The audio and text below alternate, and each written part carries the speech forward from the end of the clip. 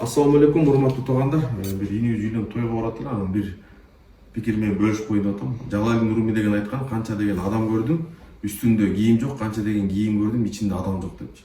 Адамдын кийимине карап баа берилбейт, ал кымбат болсо ал кийимдин баасы, ал адамдын баасы эмес, туурабы? Адамдын айткан сөзүнө, адеп аклагына, жүрүм турумуна, кылган ишине карап баа берилет да.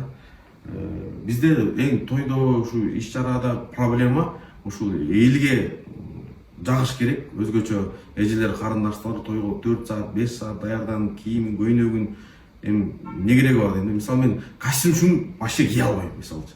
Сыгып кетем. Туфли вообще кие албайм, бутум ооруйт да.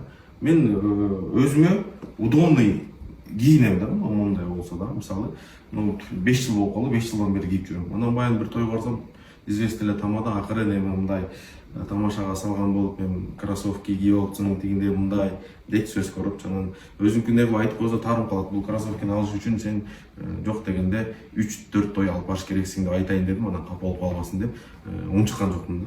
Кроссовки менен барабы, шлепка менен барабы, бул адам өзүнө ыңгайлуу болуш керекпи дейм да. Ооба, кичине таза тыккан, приятный кийиниш керек. Анан кепка боюнча, мисалы кечээ тоого чыгып, алар кепка менен чыккан, мен шапка менен мындай эметип алгам. Күн тийип, мынакей капкара болуп калдым.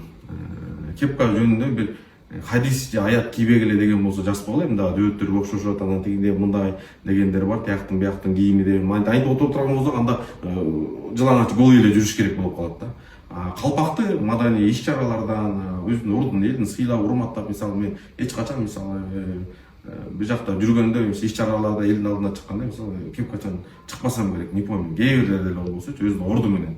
Анан мен ойлойм, адам өзүнө ыңгайлуу болуш керек. Эл эмне дейт деп эмес, Алла эмне дейт менден, ушул кийингениме ыраазыбы, жылаңач эмессиңби, туура келеби, нормальныйбы, авраттарың ачылган жокпу, туура болсо ушул болдубу дейм. Элге жагам деп жүрсөм, өмүр бою чарчап өмүрүң өтүп кетет деп ойлойм да.